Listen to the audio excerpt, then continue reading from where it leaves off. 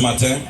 Alors avant d'introduire l'orateur, j'aimerais vous entretenir juste 10 minutes pour nous mettre un peu dans le bain. Alors je veux parler d'un procès qui a eu lieu il y a de cela 2000 ans. Vous connaissez ce procès? C'est l'unique procès où la partie qui est mise en cause n'a pas été soutenue par une équipe d'avocats. Amen. Et la partie qui a été mise en cause n'a même pas cherché à se défendre. Il s'agit du procès de notre Seigneur Jésus. Il a été mis en cause parce qu'il dit qu'il est le roi, le Seigneur des Seigneurs. Alléluia. Alors quand tu viens au monde, ça veut dire que Dieu a un plan pour toi. Quand tu viens sur terre, ça veut dire que ta vie doit suivre un plan.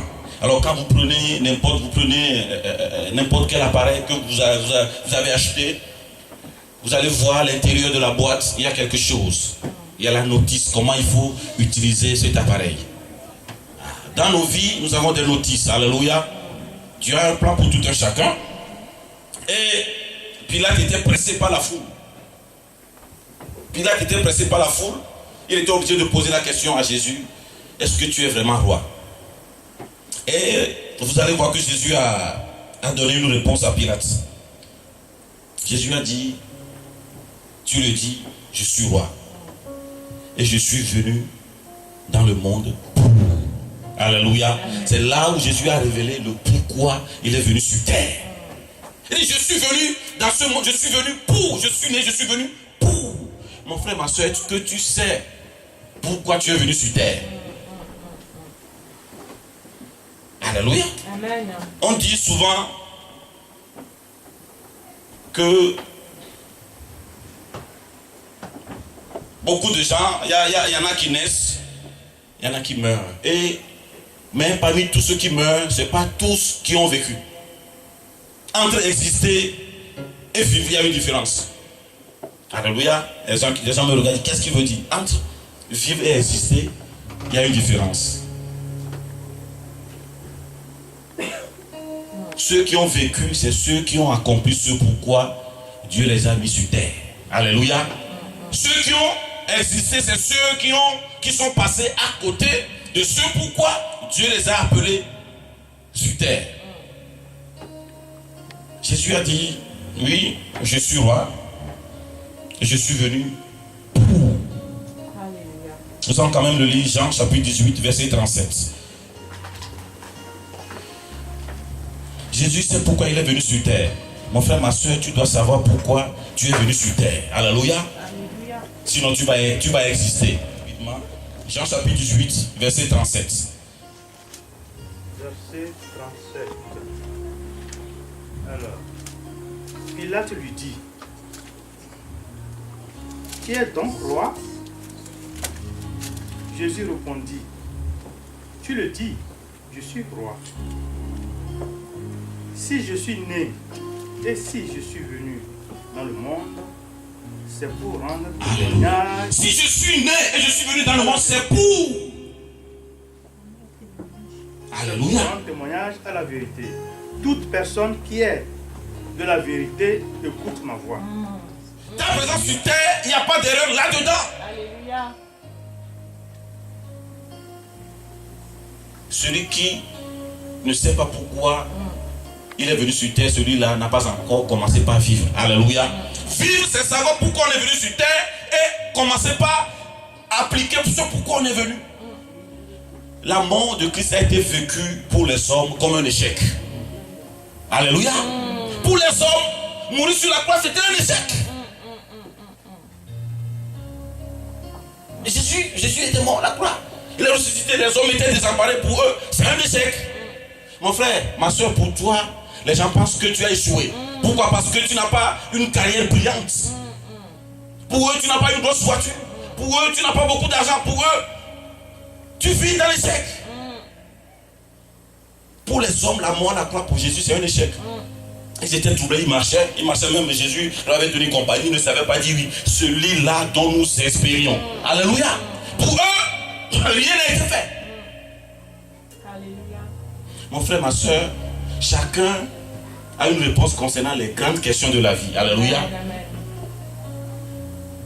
Pourquoi tu vis? Pourquoi tu es sur terre?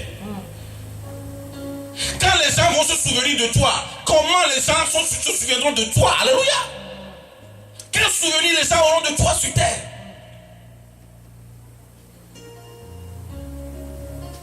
Tu n'es pas venu sur terre par hasard.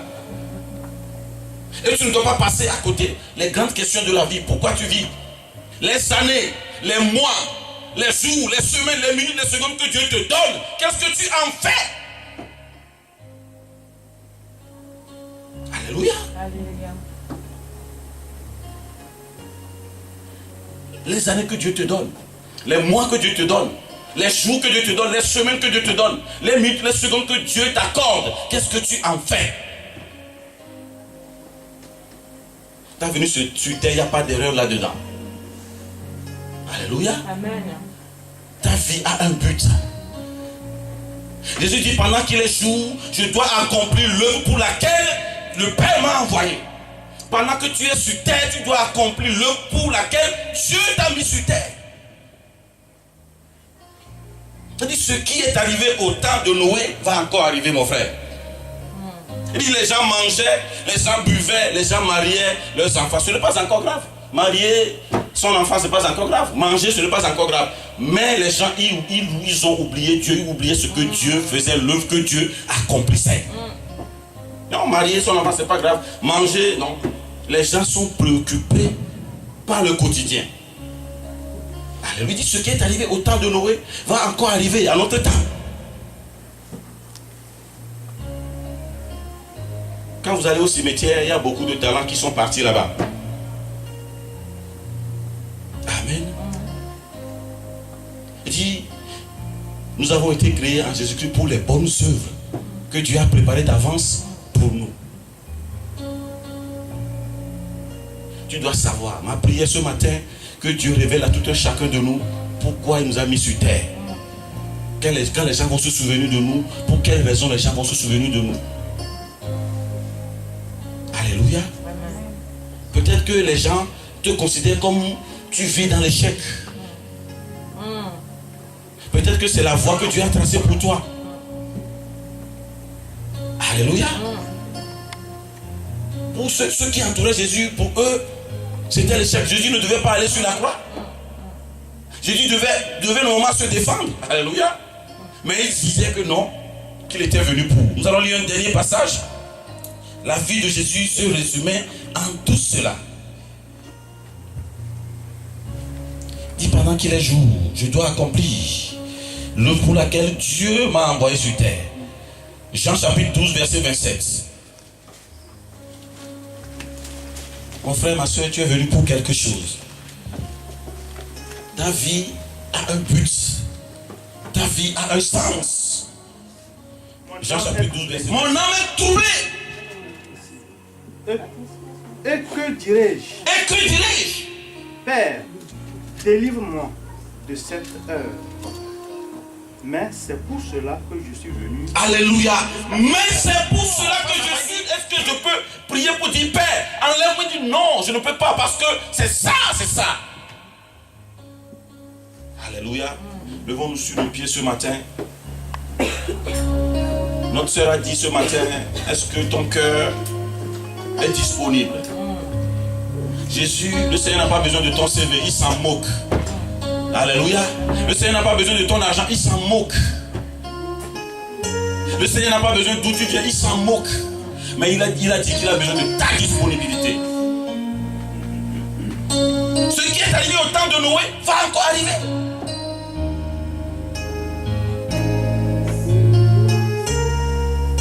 Est-ce que tu veux être averti comme Noé?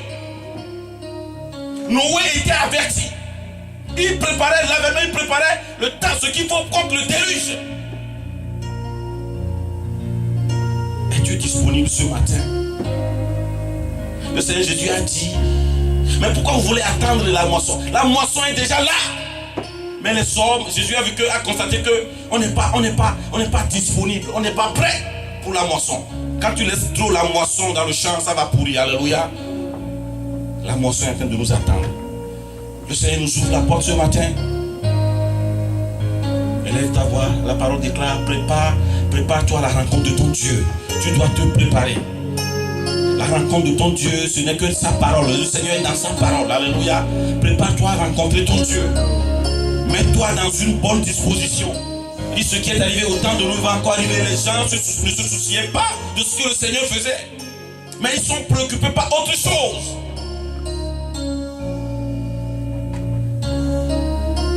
Prie ce matin pour le message. Prie ce matin pour la parole. Que ça ne tombe pas sur une terre aride, mais que ça tombe sur de bonnes terres ce matin. Que ça tombe sur une bonne terre ce matin.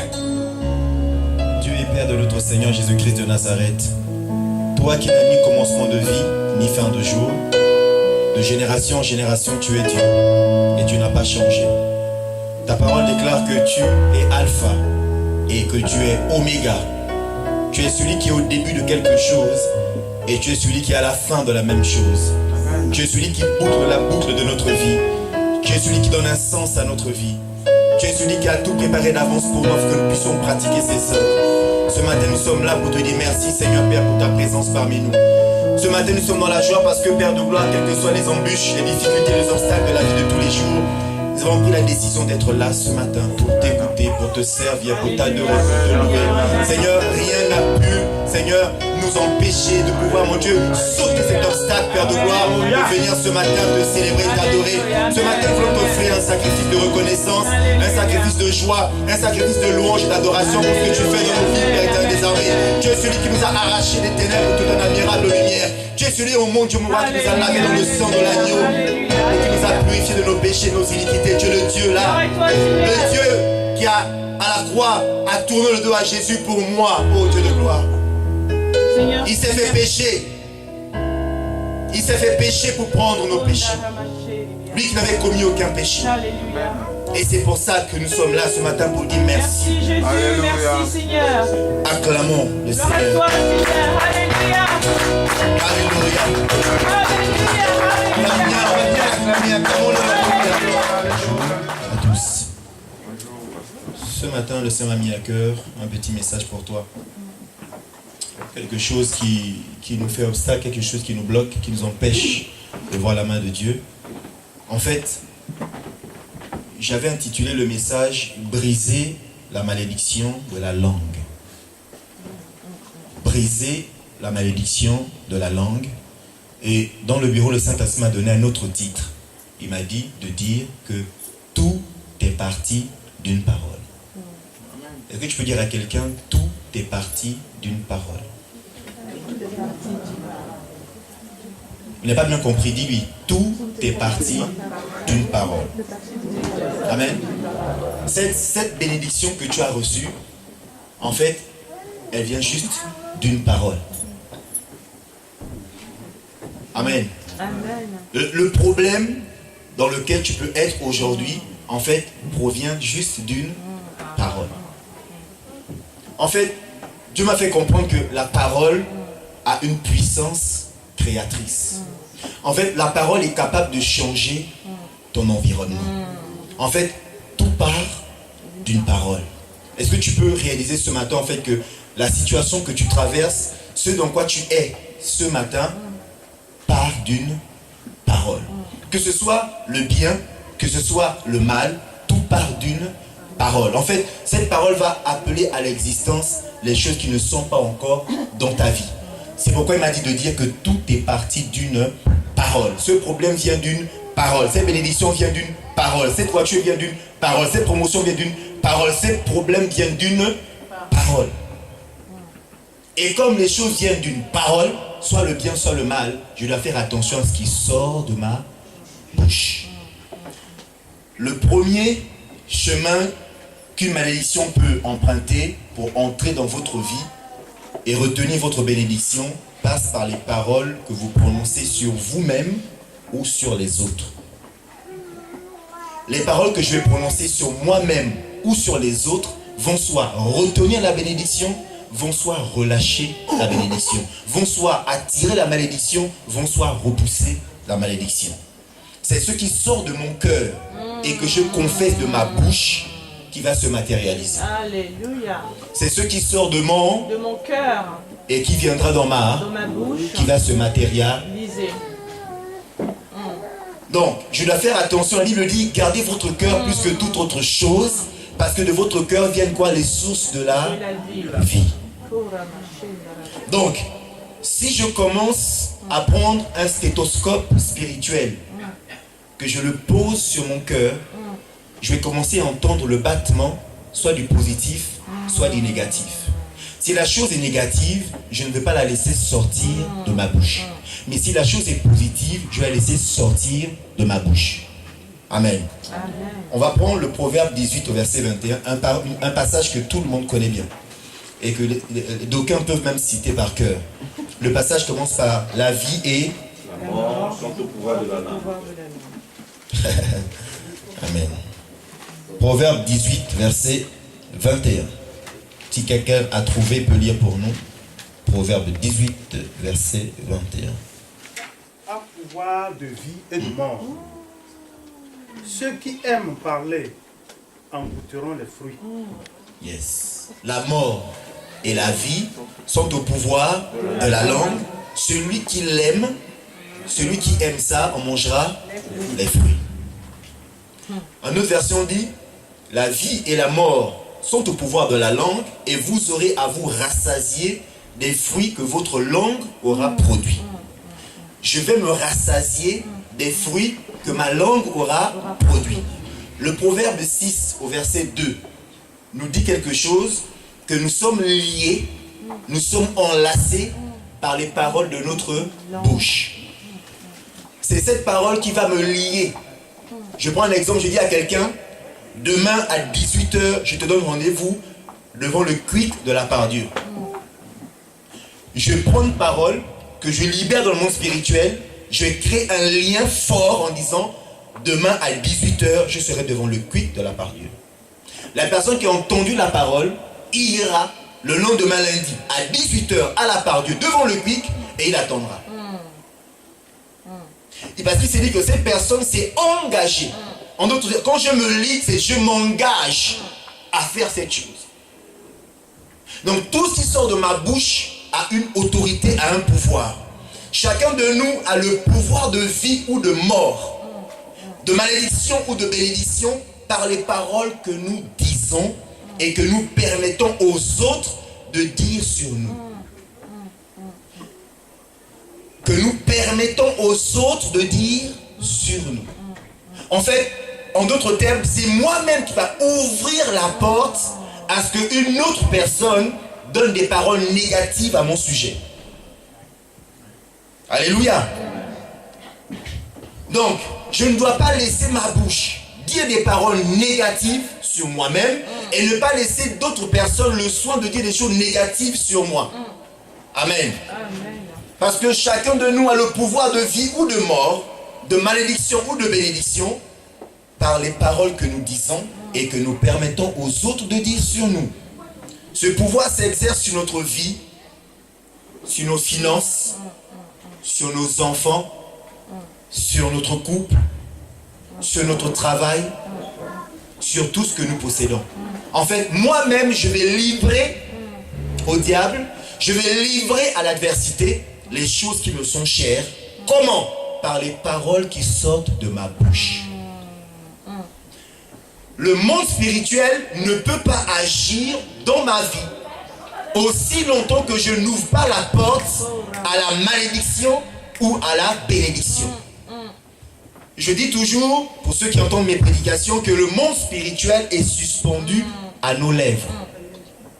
C'est ce qui va sortir de mon cœur, que ma bouche va confesser, que le monde spirituel va prendre acte.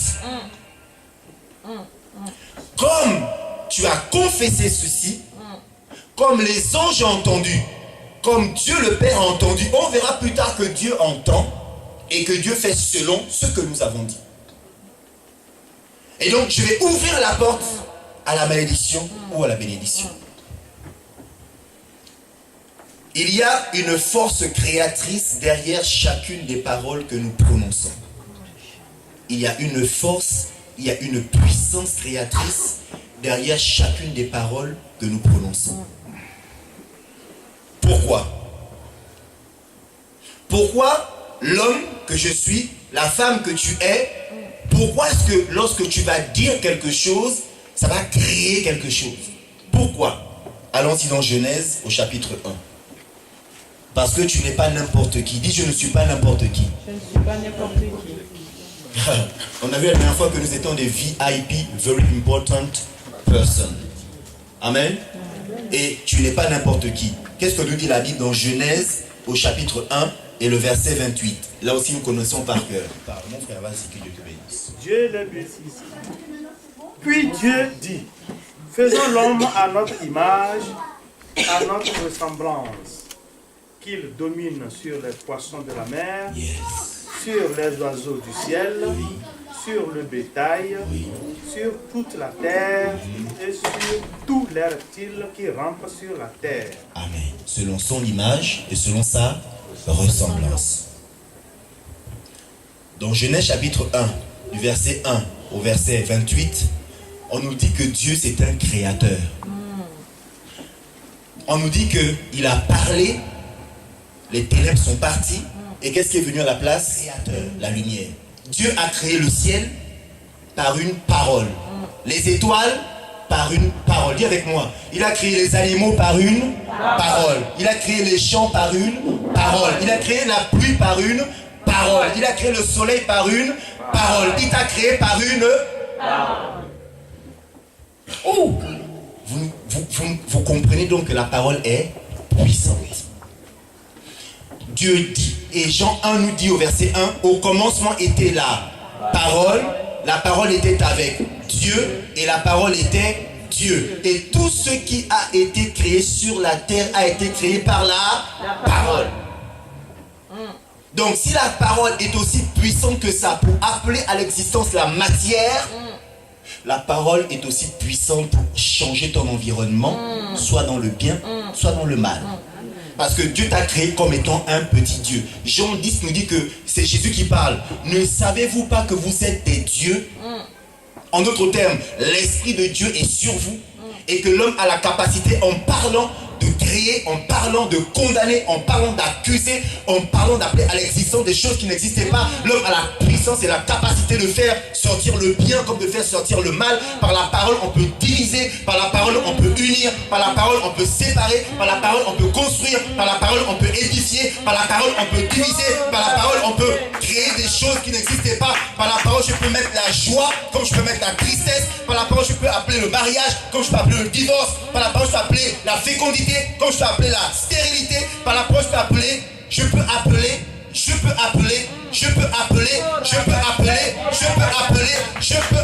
par la parole des choses qui n'existaient pas comme si elles existaient. Tu es un petit Dieu. Comme Dieu crée, toi aussi tu crées. Vois ta position. Il dit, voici dans Luc 10 au verset 19, voici je vous donne le pouvoir de marcher sur les serpents, les scorpions, sur toute la puissance de l'ennemi, et rien ne pourra quoi? Vous nuire. En d'autres termes, tu es un élément dangereux. Tel que tu es, tel que tu te vois au miroir, peut-être que tu te négliges, tu te méprises, on ne te considère pas dans ta famille. Tu es comme il s'appelle ce Gédéon. Je suis de la plus petite famille, de la plus petite tribu. Moi, non, je n'ai pas de force, je suis faible. Dieu a dit vaillant héros. Par sa propre parole, il se méprisait et Dieu a libéré une parole afin qu'il ait confiance en lui. Et ce matin, reçois une parole qui te donne confiance en toi. Une parole qui te relève, une parole qui te restaure, une parole qui te guérit, une parole qui te construit, une parole qui t'édifie, une parole qui te dit que tout est encore possible. Alléluia. Tout sort de la bouche. Faisons l'homme selon notre image, selon notre ressemblance, parce que l'homme a la capacité de créer. Ne dites plus et ne laissez plus les autres dire des choses négatives à votre sujet. Est-ce que vous savez qu'il y a des gens qui ont la fonction principale chaque nuit de maudire ta journée? Oh. Il y a des gens dont la fonction principale est chaque jour dans la nuit, ils se lèvent et maudissent ta journée. Et le matin quand tu te lèves, tu es abattu, tu es triste, tu n'as pas la joie, je ne vais pas à l'église, je ne ferai plus ceci, moi je ne ferai plus rien. Et tu confesses que le négatif, parce que eux dans la nuit, ils n'ont fait que prier, ils n'ont fait que préparer, ils n'ont fait que maudire ta journée. Et encore plus, tu es enfant de Dieu, tu n'es pas n'importe qui. Les gens du monde, ils s'en fichent. Ils sont déjà dans leur piège. Mais toi qui es enfant de Dieu, ils font tout pour prier, pour maudire ta journée. Job, chapitre 3, le verset 8. De ceux qui savent exciter le Léviathan. Yes. Tu peux lire le premier verset de Job chapitre 3. Après cela, Job parla enfin et il maudit le jour de sa naissance. La bouche pour maudire le jour de sa naissance. Et Job nous dit qu'il y a des gens qui sont exercés pour maudire les jours. Dans la version du Semeur, ils disent que ces gens-là, ce sont les magiciens, ce sont les sorciers, ce sont les occultistes, ce sont des personnes qui sont choisies par le diable afin de maudire l'humanité.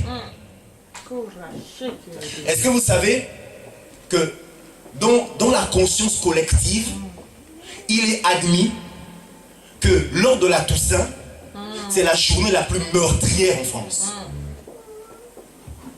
Je lisais un témoignage d'un ancien sorcier qui est dans les ténèbres, qui est sorti des ténèbres, qui est dans la lumière de Dieu aujourd'hui, qui sert le Seigneur. Il a dit ceci: chaque Toussaint, nous jeûnons à sec pendant 3 jours et nous prions Satan afin qu'il y ait des accidents sur la route. Remarquez qu'à la Toussaint, il pleut toujours. Vous ne verrez pas un soleil radieux lors de la Toussaint. Il pleut. Les chaussées sont glissantes et on nous dit au final, effectivement, c'est la journée la plus meurtrière en France. Comme les médias le confessent. À TF1, ils le disent partout. Avant même la Toussaint, ils disent déjà, c'est la journée la plus meurtrière. Donc, les médias le disent. Ils ouvrent la bouche, ils le confessent. Les gens qui prennent leur voiture eux-mêmes sont convaincus. Je dois faire attention, c'est la journée la plus meurtrière. Les gens sont dans un stress, un environnement déjà conditionné pour qu'il y ait des accidents. Parce qu'il y a des gens qui se lèvent et qui maudissent les jours. Mes frères, mes soeurs ne sont plus ignorants de ces choses. C'est pourquoi le matin, quand tu te lèves, tu dis, c'est ici la journée que l'Éternel a faite. Elle sera pour moi, pour ma famille, pour mon couple, pour mes enfants, pour mes frères et sœurs, un sujet de joie et d'allégresse. Alléluia. Amen. Les compassions de l'Éternel ne sont pas encore alertées, ne sont pas encore épuisées. Il les renouvelle chaque matin pour moi. Prends la parole de Dieu. Oui, chaque jour, le bonheur et la grâce m'accompagneront tous les jours de ma vie et j'habiterai dans la maison de l'Éternel jusqu'à la fin de ces jours.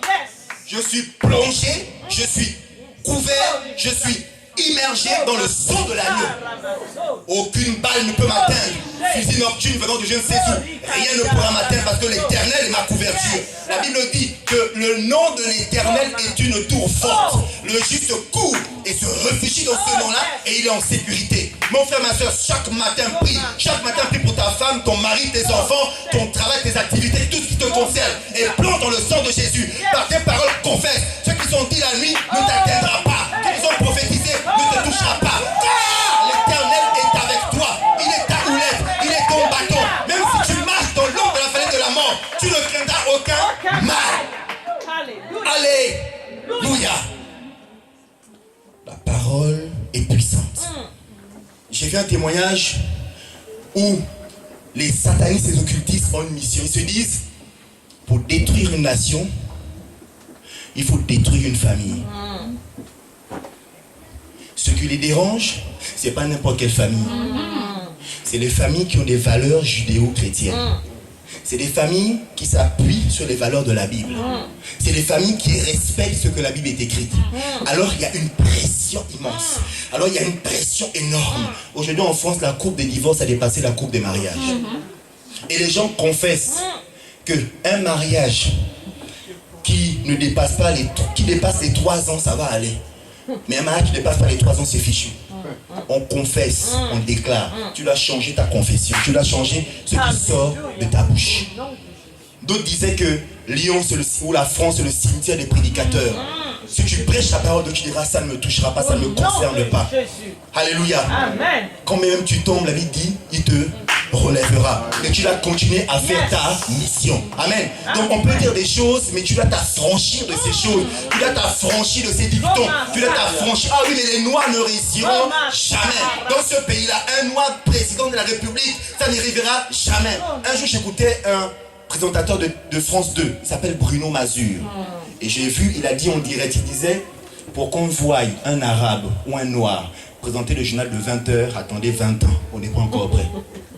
Il a confessé. Mais TF1 a dit, nous, on annule cette parole. Si on allait chercher Harry Roselmack, ils l'ont posé au journal de 20h. Alléluia. Alléluia. Donc Dieu est capable de te prendre toi, là où tu es dans la boue, dans les choses viles de ce monde, de te laver dans le sang de Jésus, de te faire asseoir parmi les grands. Et je crois que bientôt il arrivera un noir président de la République ici en France. Alléluia. Qu'on le veuille ou non, ça arrivera. Et ça arrivera certainement. On n'est plus bête que les autres. Non. Ils sont plus intelligents que toi. Non. En réalité, dans l'homme, c'est l'esprit. Alléluia. Amen. En réalité, dans l'homme, c'est l'esprit. Joseph n'a pas fait l'ENA. Joseph n'a pas fait Polytechnique. Joseph n'a pas fait l'école de magistrat. Il n'a pas fait Sciences Po. Mais à un moment donné, quand il y a eu un problème, ceux qui ont fait l'ENA, Polytechnique, Sciences Po étaient bloqués. Ils ont allé fuir dans leur cahier, dans leur cours. Il n'y avait pas la solution face à la famille. Alléluia. Pharaon avait un problème sérieux. C'est une question de vie ou de mort pour sa nation. Et personne parmi tous ceux qui ont étudié dans les grandes écoles n'était capable. Même les sorciers étaient incapables d'apporter une solution à Pharaon. Mais quelqu'un a dit, je me souviens, oh Pharaon, il y a encore un jeune, il y a encore un jeune. Oh, il y a encore un jeune, il y a encore un enfant de Dieu. Je ne sais pas si c'est toi, mais il y a encore quelqu'un quelque part. Il y a encore quelqu'un quelque part, il y a encore quelqu'un. Oh Dieu, l'Esprit de Dieu est sur lui et lui a donné la capacité d'interpréter les rêves. En 24 heures, la vie de Joseph a changé. Il est devenu premier ministre de la République démocratique d'Égypte. Yes. Alléluia. Pharaon a dit, mais étranger ou pas étranger, noir or not noir, black or white, I don't know, I don't mind. What I know that I have a problem, the only one who has the solution, his name is Joseph. Alléluia. En toi habite quelqu'un. En toi habite quelqu'un. Et ce quelqu'un va faire la différence dans ta famille. Amen. En toi. Merci, en fait, c'est une question de temps. Vous savez, quand Dieu te prend, oh le Seigneur a pu me défier mon message. Quand Dieu te prend, il te fait sortir de quelque part, il te met en Christ. En fait, c'est le temps où il nous travaille. Ce temps tellement long. Et c'est ce temps-là où les gens commencent à parler sur toi, parler sur toi, parler sur toi. Pour que tu sortes du champ de Dieu. Pour que tu sortes tu quittes les mains du potier où il est en train de te façonner, te façonner, te façonner. Laisse-toi façonner par les mains du potier, mais au temps marqué par Dieu, les mêmes qui te jettent des cailloux sont les mêmes qui vont te chercher disant, oh ma fille, pourquoi tu t'avais négligé autant? Pourquoi on t'avait rejeté autant? Alors que la solution est entre tes mains, alors que la solution est entre tes mains, mon fils. C'est toi que nous attendions, c'est toi qui es l'espoir de la famille, c'est toi qui es l'espoir de la nation. Et ici dans cette salle, il y a quelqu'un qui est l'espoir de sa famille. Reçois le nom de Jésus. Amen. Il y a quelqu'un qui est l'espoir de sa famille. Amen. C'est moi. Reçois le nom de Jésus. Amen. Il y a quelqu'un qui est l'espoir de sa famille. Je n'ai pas entendu. C'est toi. Il y a quelqu'un qui est l'espoir de sa famille. Il y a quelqu'un qui est l'espoir de sa nation. Il y a quelqu'un qui est l'espoir de son entreprise. Il y a quelqu'un qui est l'espoir de quelque chose. La création tout entière attend avec un ardent désir la révélation de toi. Alléluia. Maudissez les jours, moi je bénis ma journée. Alléluia. Amen. Oh oui, tu ferais un accident. Oui, c'est vrai que j'ai échappé à un accident. Oui, c'est vrai. Mais la Bible déclare que l'ange de l'Éternel campe autour de ceux qui craignent l'Éternel, n'est-ce pas? Tout peut arriver. mais tu ne mourras pas. Alléluia. Et tu vivras. Amen. Que tu témoigneras les œuvres de l'Éternel. Parce que Dieu n'a pas encore fini avec toi, mon frère. Ma soeur, Dieu n'a pas encore fini avec toi. Ce qui commence, il le mène à la perfection. Merci. Et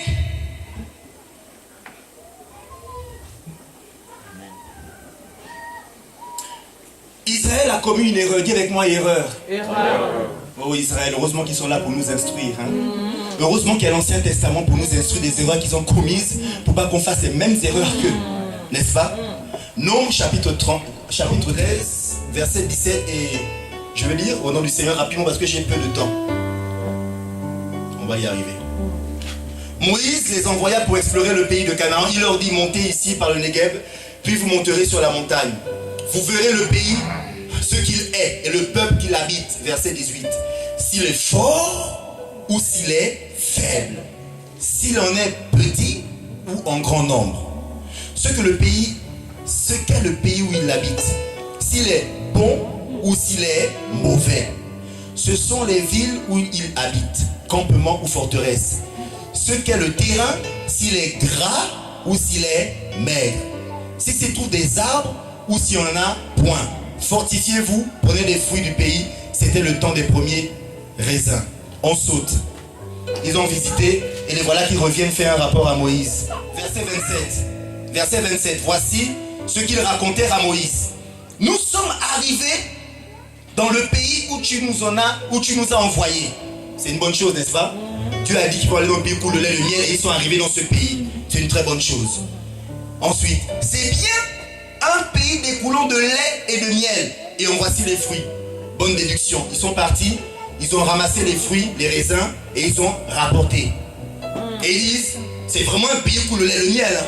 C'est vraiment un très bon pays. Ils ont dit ça. La bouche a confessé. Mais, verset 28, but. Mais, le peuple qui habite ce pays est puissant. Les villes sont fortifiées, très grandes. Nous y avons vu des enfants d'Anak, mon Dieu, des enfants d'Anak. Les Amalécites habitent le pays, le Negev, ainsi de suite, les Jébusites, tout ce peuple-là, on va faire comment? On va faire là. Ils ont commencé à pleurer. Oh mon Dieu, c'est vrai que c'est bon, c'est vrai. Ah, c'est vrai, oh, ce travail c'était bien au départ. Oui, c'est vrai, j'aimais, mais... Oh, c'était bien. Caleb fit taire le peuple. Chut. Qui murmurait contre Moïse. Il dit, montons et nous prendrons possession du pays, car nous en serons vainqueurs. Mais les hommes qui étaient montés avec lui dirent, nous ne pouvons pas monter, tu es malade, pour combattre ce peuple, car il est plus fort que nous. Et ils décrièrent devant les fils d'Israël le pays qu'ils avaient exploré. Ils dirent, le pays que nous avons parcouru pour l'explorer est un pays qui dévore ses habitants. Tout le peuple que nous y avons vu se compose d'hommes d'une haute taille. Nous avons vu là des géants, fils d'Anak, de la race des géants. Nous étions à nos yeux à nous, on dit. À nos yeux, à nous. Selon nous-mêmes là, on était à leurs yeux comme des sauterelles. Et c'est ce que nous étions aussi à leurs yeux. Nous-mêmes on se voit sauterelles et eux aussi nous voient sauterelles. L'affaire est gâtée. On n'a pas de chance. Et c'est là où tout le problème, frères et mes sœurs, a commencé. C'est à cause de leurs paroles que la malédiction et la défaite se sont abattues sur le peuple d'Israël. Nous avons vu des géants. Alors que leurs propres yeux ont vu quoi? Ils ont vu la bénédiction. Mon frère, ma soeur, tout est une affaire de perception. Tout est une affaire de perception. Comment tu vois la situation? Comment tu analyses la situation? Est-ce que tu les vois avec les yeux de la défaite ou avec les yeux de la foi? Si tu vois la situation, la même situation avec les yeux de la foi, alors tu auras la victoire sur tes ennemis. Ne vois plus les choses avec la mentalité de sauterelle, mais la mentalité des géants. En fait, en toi habite un géant. Il s'appelle le Saint-Esprit de Dieu. Il est fort, il est vaillant, il est puissant. Rien ne lui résiste. Alors, comme Caleb a dit oui, nous allons monter et nous aurons la victoire. Mais eux, ils ont dit non. Les 10 espions ont regardé à la taille de leurs problèmes au lieu de regarder la taille de leurs promesses. Ils ont regardé à la taille de leurs problèmes au lieu de regarder à la taille de leurs promesses. La promesse de l'Éternel pour toi est grand, est géant. C'est fort, c'est grand. Tout ce que Dieu t'a prévu, c'est grand. Alors vois avec les yeux de Dieu comme les choses étant grandes. Il y a une grande espérance pour toi. Il y a un ministère pour toi. Il y a des enfants pour toi. Il y a des grandes choses que Dieu t'a préparées. Oui, il y a des entreprises pour toi. Oui, tu vas prospérer à tous égards. Compresse pas l'état de ton âme. Tu seras en bonne santé. Rien ne va te résister. Voilà la situation. Oui, tu as déjà ta guérison au nom de Jésus. Oui, tu as déjà ta promotion au nom de Jésus. Oui, la porte est déjà ouverte au nom de Jésus. Oui, oui, cet homme-là sera transformé au nom de Jésus. Au nom de Jésus. Ils ont regardé les choses avec les yeux de la défaite et non pas avec les yeux de la foi. Et Dieu leur a dit, et pourtant, vous savez, Dieu aurait pu leur dire, je vous ai promis de vous sortir d'Égypte. Je l'ai fait. Je vous ai promis de vous donner à boire. J'ai tapé à l'eau du rocher, l'eau est sortie. Je l'ai fait. Je vous ai promis de vous donner à manger. Je l'ai fait. La manne est tombée du ciel. Je l'ai fait. Je vous ai promis de chasser vos ennemis. Je l'ai fait. Partout où vous allez, vous aviez la victoire. Je vous ai promis de vous conduire à la terre promise. Je l'ai fait. Mais à chaque fois que vous avez murmuré et dénigré ma parole et dénigré mes promesses, vous m'avez rejeté. Alors débrouillez-vous. Moi, ma part, je l'ai faite. Mais vous, vous refusez de prendre possession de vos promesses. Alors, débrouillez-vous. Débrouillez-vous. Que Dieu ne te dise pas débrouille-toi. Vois les choses avec les yeux de la foi. Amen. Je le vois et compter les choses. Les 10 espions ont dit, nous n'irons pas. Si nous y allons, nous allons mourir. Et Dieu a répondu, Amen, qu'il en soit ainsi.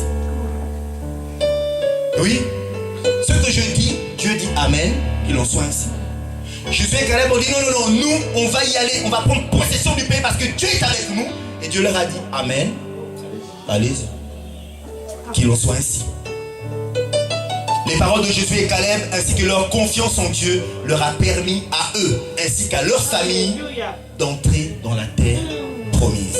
En fait, toute ta famille sera sauvée à cause de toi. Acte 16, verset 30-31 nous dit, tu seras sauvé, toi et ta famille. En fait, le salut de ma famille dépend de moi.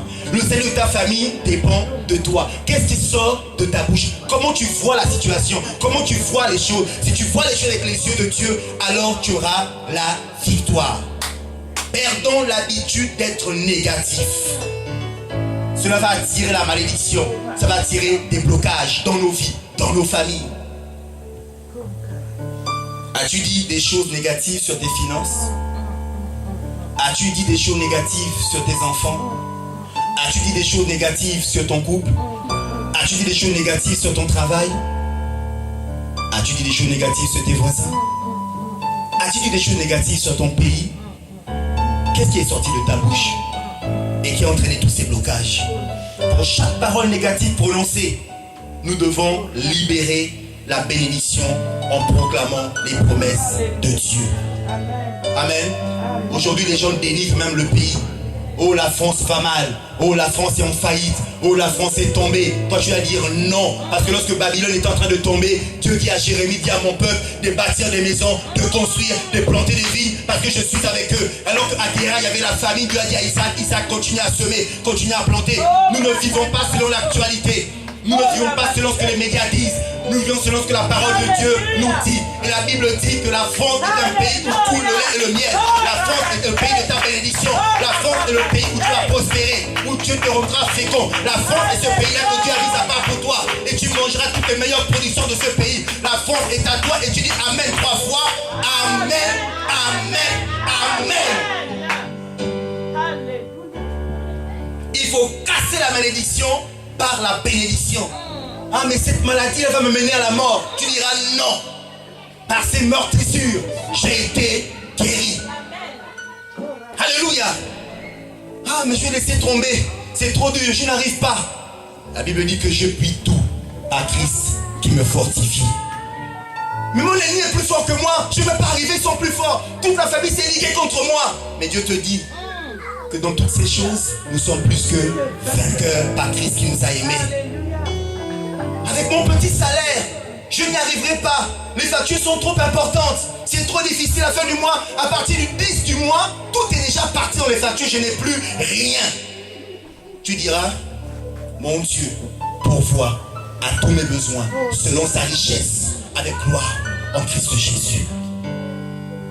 Amen. Oui, c'est dur en France. C'est dur pour être régularisé. Je vais aller voir ailleurs. Je vais changer de pays parce que la France, elle ne marche pas. Je vais partir essayer en Allemagne. Je vais partir essayer en Suisse parce que la France, c'est difficile.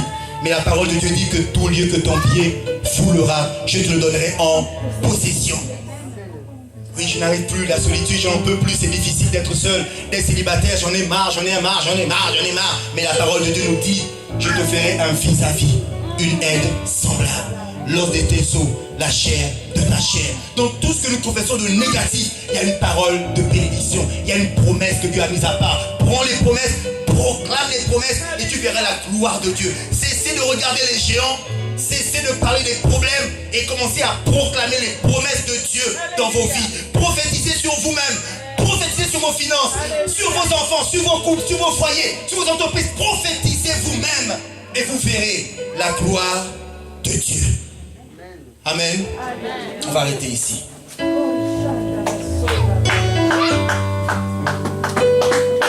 La vie et la mort. La vie et la mort sont au pouvoir. Celui qui l'aime en mangera les fruits. Tu vas te lever. Tu vas te lever, tu vas parler, tu vas proclamer les promesses, tu vas prophétiser sur ta vie. Point de blocage, point d'obstacle, point de malédiction. Je suis fatigué des paroles négatives qui sortaient de ma bouche. Aujourd'hui, je réalise que les promesses de Dieu sont à ma portée. Et je vais déclarer les promesses de l'Éternel. Ouvre ta bouche et commence à prier le Seigneur. Prie ton Dieu, alléluia, prie ton Dieu. Oui Seigneur Père, je prophétise dans le nom de Jésus de Nazareth. Je refuse, mon Dieu, mon roi. Je refuse de voir la situation comme étant un géant. Je refuse de regarder, Seigneur, mes problèmes comme étant des géants. Aujourd'hui, je crois, Père de gloire, que la situation financière, tu es capable de la changer. Tu es Jéhovah Jireh, le Dieu qui pourvoit tous mes besoins selon ta richesse et gloire en Christ Jésus. Seigneur, merci. Cette situation ne tiendra pas. Cette situation familiale ne tiendra pas. Cette situation administrative, oui, on m'appelle pour ce travail. On m'appelle pour ce travail, oui, on me contacte pour ce travail. Je suis la personne pour ce poste. Je suis la personne pour ce poste. C'est moi. C'est moi que Dieu a choisi, je suis capable. Pour moi, victoire, pour moi, la capacité divine, c'est moi. Dieu est la vie dans moi. Je puis tout par Christ qui me fortifie. Ma famille sera sauvée. Mon frère sera sauvé. Mon temps, mon nom, ma mère, ils seront sauvés. Parce que j'ai cru au Seigneur Jésus-Christ de Nazareth, ils seront sauvés, moi et ma famille. Ils seront sauvés. Maintenant, la main de Dieu. La main de Dieu est sur toi. La main de Dieu est sur toi. La main de Dieu est sur toi. Oui, je prophétise sur ta vie. Je prophétise sur ta vie. Oui, que les chaînes tombent. Le Seigneur est avec toi. Arrête de dire des paroles négatives. Tu as été choisi par Dieu. Appelé par Dieu. La gloire de Dieu est sur ta vie. Maintenant même, la gloire de Dieu vient s'abattre sur ta vie. Là où tu es, dans ton salon, devant ton ordinateur. La gloire de Dieu vient s'abattre sur ta vie. Oui, le Saint-Esprit descend maintenant même. Et vient te toucher. Toutes les paroles de malédiction, toutes les délits contre toi, je déclare nul et sans effet. Au nom de Jésus, je proclame la libération, je proclame la guérison, je proclame la promotion, je proclame la victoire, je proclame la réussite, je proclame le succès dans le nom de Jésus dans ta vie. Que toutes les entreprises prospèrent, toutes les entreprises réussissent dans le nom de Jésus de Nazareth. Tu n'es pas appelé à l'échec, tu n'es pas appelé à échouer. Oh Dieu est avec toi, l'Esprit de Dieu est avec toi, le succès est à ta portée. Oui, confesse,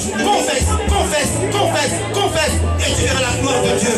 Tu verras la gloire de Dieu. Parce que l'Esprit du Seigneur est maintenant sur toi. Maintenant sur toi. Le soleil se lève. Maintenant sur toi. La gloire de Dieu se lève. Maintenant sur toi. La puissance de Dieu se manifeste. Tu es un Caleb. Tu es un Josué pour cette génération. Au nom de Jésus, elle est balisée.